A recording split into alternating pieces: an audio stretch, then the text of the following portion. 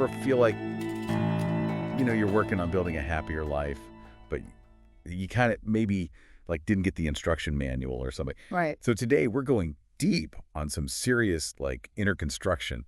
And our guide is, well, nobody less than the 14th Dalai Lama. And we're going straight to the source, his book, Illuminating the Path to Enlightenment, where he's commenting on these classic Buddhist texts. But what's cool is it's not what you'd expect, right? Like, Yeah. he's surprisingly practical about it all. Totally. It's all about how these teachings can actually change your mind, which then obviously like impacts your whole experience. He even questions at one point whether Buddhism like needs to be taught outside its original culture, which I thought was interesting. Yeah, it made me wonder too, like, is this even relevant to my life?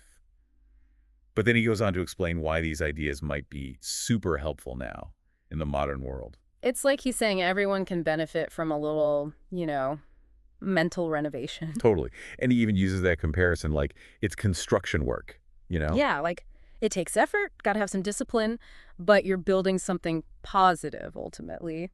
And that foundation, as he lays it out, is the Four Noble Truths. Okay, got to be honest, that name always sounded kind of intimidating to me. It can sound very formal, I agree.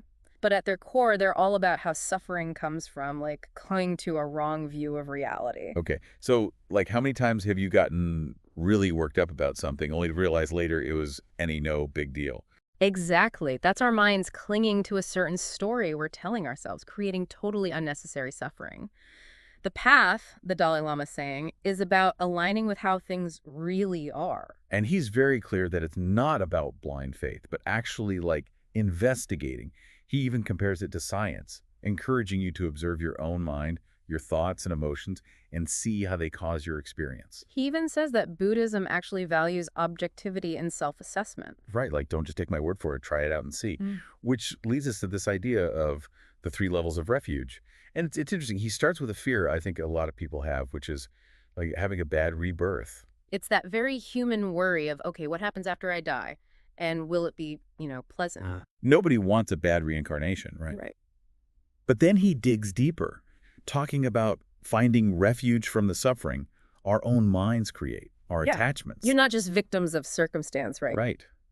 Our own patterns cause so many of our problems. And then he gets to that ultimate refuge, which is about like truly recognizing the nature of reality itself. So it's this whole progression from wanting to avoid bad situations to understanding our own minds to like a complete perspective shift. It is. And he ties it directly to why this life right now is so important. He's very direct about death, isn't he? He is, like no tiptoeing around it. Which at first I thought was kind of intense. But it's not meant to be morbid. Right. It's a wake-up call. Like, hey, none of us know how much time we have, so when your time comes, what will really matter? Okay, that actually makes you think. And he's not talking about money or possessions. He's talking about inner growth. Yeah. Like, that's what we should be focused on. That's what's going to matter. Which takes us to meditation, right? And I got to say, I always picture, like, someone on a mountaintop, legs crossed. The classic image. The whole thing. But he really emphasizes that it's about mental discipline. It's less about the posture, more about training your mind. So it's like a mental workout. In a way, yeah. He says the thoughts we're most familiar with, good or bad. Oh, yeah. Those are the ones that come up easiest. So meditation is about learning to work with that. Okay, so how does that actually work? How do you train your mind? Okay, so how does that actually work? How do you train your mind? It's kind of like, think about when you get totally stuck obsessing over something, like replaying the same worries or like those what-if scenarios. Yeah, all the time. That's your mind getting really good at that one thought pattern, Meditation's about harnessing that power, but like for positive change. So instead of autopilot, you're choosing which thoughts to engage with. Yes. And this awareness of our thought patterns, it actually connects directly to another huge idea, karma. Okay, karma. I used to think it was just like cosmic punishment. Oh, for sure. Super common misconception. But the Dalai Lama, he really gets into the mechanism of karma, like how it actually works.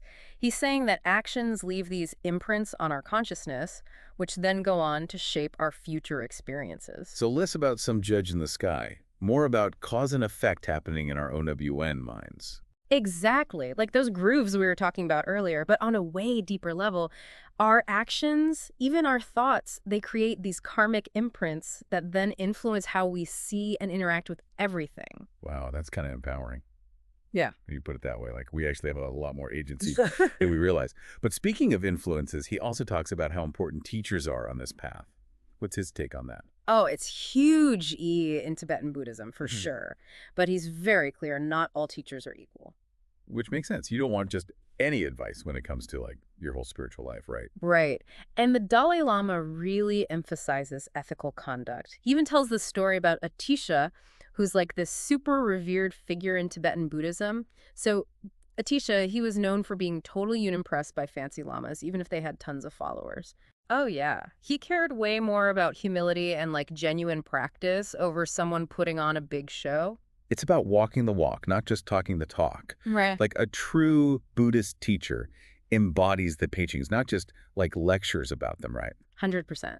And speaking of embodying the teachings, that takes us to a really central concept, bodhicitta. Okay, bodhicitta. I have a feeling this is a big one. It is. It's sometimes translated as the awakened heart, and it's about this deep intention to reach enlightenment. But, and here's the key, not just for yourself, for the sake of all beings. Whoa, that's a whole other level. So it's not enough to be enlightened yourself. Mhm. You want to help everyone get there. That's it. And this is where his argument gets really powerful, I think. He says, even if you don't believe in enlightenment, the very act of working for others' well-being, it just inherently brings inner peace. It's kind of like that saying, the best way to find yourself is to lose yourself in service or something, right? Yes, he's saying selfishness keeps us in this loop of wanting and grasping that can't ever be satisfied, so it creates turmoil. So bodhicitta is like breaking out of that cycle. Your concern isn't just me anymore. Exactly. And it's not just a nice idea. He actually gives a whole ceremony for generating bodhicitta where you visualize being surrounded by all beings and you see their shared wish for happiness. That's a powerful image. And it reminds me, he also talks about the 6 perfections. It kind of sounds like a superhero origin story.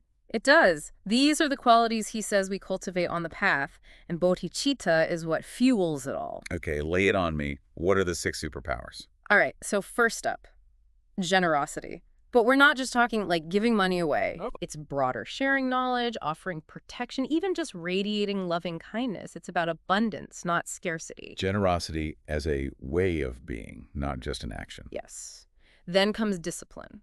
Now, not being rigid, but more like cultivating good habits, dropping the harmful ones, aligning your actions with your values. So making choices that lead to well-being for everyone. Precisely.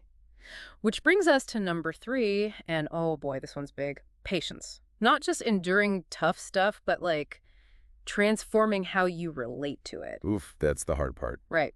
But crucial, realizing that anger, resentment, it only hurts you in the end. It's like an inner strength or something. Totally. And that inner strength allows for the 4th perfection, which is joyful effort. So approaching your practice, your life even, with enthusiasm, dedication, even when it's difficult. Joyful effort sounds way better than just willpower, I'll say that. Right. And this joyfulness makes the 5th one possible. Concentration. Meditation's part of it, but also just focusing your mind in all areas of life. Clarity, presence, that kind of thing. Opposite of that scattered brain feeling. Exactly. And finally, we arrive at the 6th perfection, which is wisdom. And finally, we arrive at the 6th perfection, which is wisdom. It feels like we've been, like, building up to this all along. It does, yeah. Wisdom is about seeing reality super clearly, free from all those delusions and attachments. It's like leveling up how you perceive everything, seeing it as it actually is. But how do you get there? The Dalai Lama mentions this thing called emptiness, and I gotta say, that one always kind of throws me. Yeah, emptiness is tricky. Easy to think it means nothing matters, but it's actually like the opposite. Okay, so how does he explain it then? He says it means things don't exist in this solid, independent way we usually think they do. Like, we tend to see ourselves, our problems, everything as fixed and separate. Yeah. But really, everything's connected and constantly changing, So it's like seeing through an illusion. Exactly. And he's really clear. Understanding emptiness isn't about denying what we experience. It's more like seeing past our ideas of things being permanent. That actually makes a lot of sense. If we're always clinging to things that are going to change anyway, no wonder we suffer. But how do you actually use this emptiness idea? Yeah. Like in real life? $1,000,000 question. And the Dalai Lama doesn't leave us hanging, thankfully. He says it's not about becoming like a monk and abandoning the world. It's about bringing those insights into your relationships, work, everything. So even those small moments, like with the barista, Those are chances to practice. Exactly. Every interaction is an opportunity for generosity, patience, kindness. It's seeing that inherent worth in everyone, no matter what they do. Wow. So it's like shifting your whole perspective, seeing the world through that lens of Bodhisattva we were talking about. Hmm. But that's a lot of A. Where do you even begin? He suggests a few things. One is to visualize yourself as a bodhisattva, like actually picture it. Someone dedicated to helping all beings. Sounds kind of out there, but I can see how that would be powerful. If you're constantly reminding yourself of that goal, it would change how you act, probably. Right. He also says study the teachings, reflect on them, but importantly, talk about them with others. It's not just a solo mission. Having a community like we're doing now, That helps. our little Bodhisattva study group. Exactly. And finally, he's big on this. Sharing the teachings through what you do, not just what you say. Leading by example. It's like that Gandhi quote, right? Be the change. Yes. And through all of it, the Dalai Lama's like, don't forget to celebrate the good stuff, too. Like, actually rejoice in other people's virtue. Oh, that's so important. It's easy to get negative, but noticing those good things, even small acts of kindness, it's really uplifting. It is. And honestly, I think that's the heart of his message in this book. It's not about achieving some far-off goal. It's about building that wisdom and compassion in our everyday moments, right here, right now. And he's clear, this path is for everyone. Doesn't matter your background, your beliefs, even your so-called flaws. It's about progress, not perfection. So true. And it's that journey, that constant awakening that he says makes life truly meaningful. Well, I'm feeling super inspired. I don't know about you. We covered LOT today.